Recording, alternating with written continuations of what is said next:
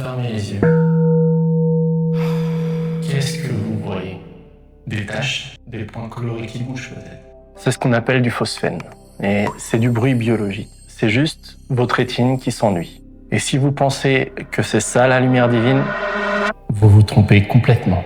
Il y a 900 ans, Al-Ghazali, un illustre écrivain, scientifique et théologien, a écrit un livre pour nous avertir. Ne confondez pas les hallucinations de votre cerveau avec la vision du cœur. L'une est un défaut de l'œil, l'autre est un secret de l'univers. Aujourd'hui, nous allons comprendre ce qu'est vraiment cette lumière dont tous les mystiques parlent et pourquoi elle n'a rien à voir avec ce que vos yeux physiques peuvent capter. Bienvenue dans le tabernacle des Lumières. Al-Ghazali a fait un burn-out pour une raison très précise. Il a réalisé qu'il passait sa vie entière à étudier l'ombre en pensant qu'il étudiait la lumière. Pour Al-Ghazali, votre œil physique est imparfait. Il voit flou. Il ne voit pas dans le noir. Il ne voit pas ce qu'il y a derrière un mur, qui est derrière un voile. C'est la preuve que l'œil physique est limité.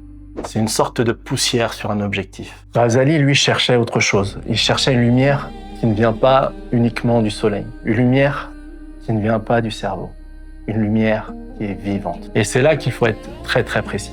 Parce que dans son livre, il ne dit pas n'importe quoi. Dans son livre, Al-Ghazali distingue deux visions. Donc la première, c'est la vision physique, celle qui a besoin d'un œil. Elle a besoin de contraste. Elle a besoin de ce cerveau pour encoder l'image qui nous vient de l'œil. Et c'est là que vivent vos taches colorées.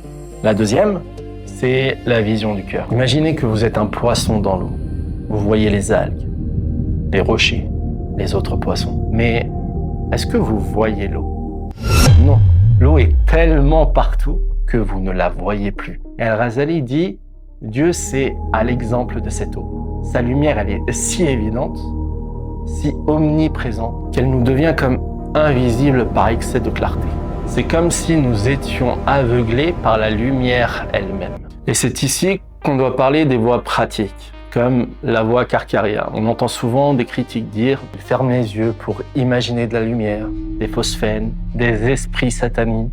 Bref, c'est une erreur fondamentale. Pour un initié, la vision du cœur n'est pas une métaphore poétique. Et ce n'est surtout pas de l'imagination. C'est l'activation d'un organe de perception qui est plus réel que vos yeux. Et donc, dans son livre « Le tabernacle des Lumières », Ghazali, il est impitoyable. Il dresse les 7 imperfections de l'œil physique pour prouver qu'il est incompétent pour voir la réalité. Regardez la différence. Alors, premier défaut, l'œil physique ne se voit pas lui-même. Il est aveugle à sa propre existence. Essayez de voir votre œil sans miroir, vous allez voir, ça va être compliqué. Alors que l'œil du cœur, lui, se perçoit. Il sait qu'il sait. Bon là, c'est une anecdote un peu personnelle.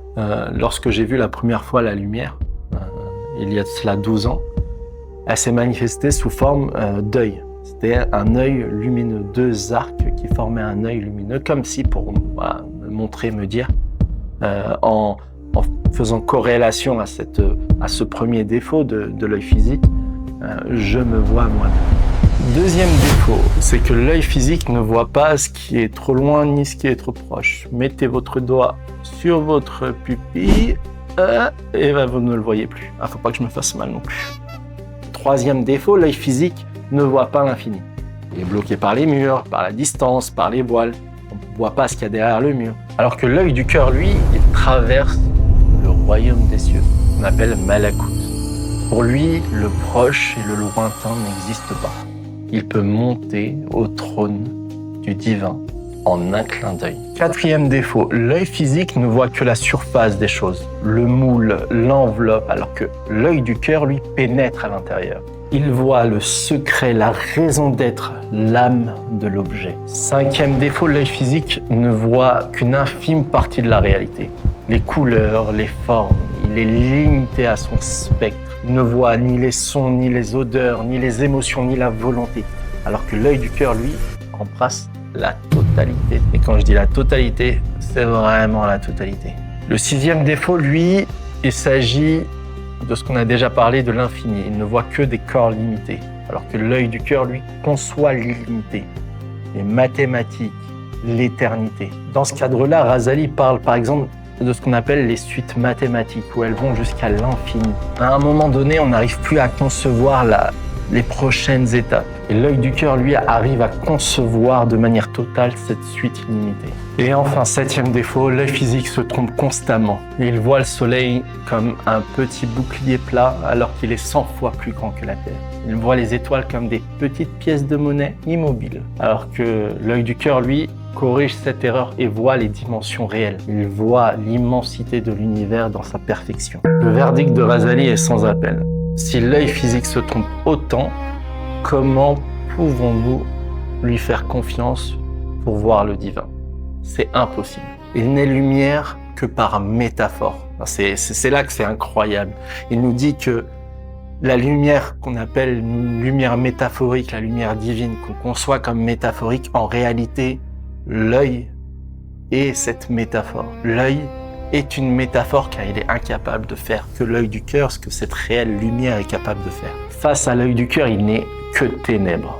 Du coup, la seule vraie lumière, c'est celle qui n'a aucun de ces 7 défauts, celle qui voit tout, celle qui traverse tout, celle qui ne se trompe jamais.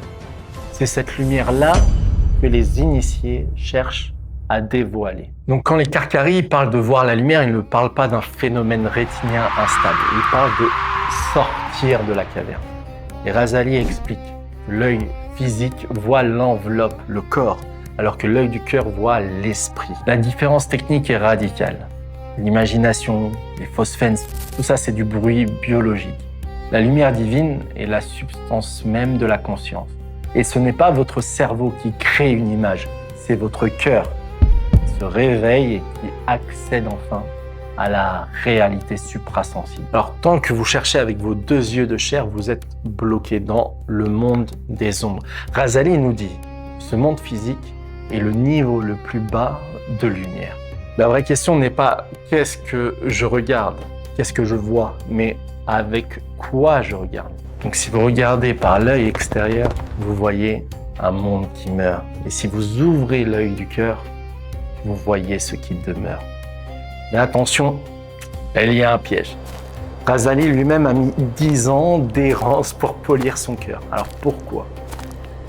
Parce qu'en chirurgie spirituelle, comme en médecine, on ne s'opère pas soi-même la cataracte. Et c'est ici que la logique des confréries dans le soufisme, comme la Karkaria, devient évidente. Leur postulat, il est simple. Les livres ne suffisent pas.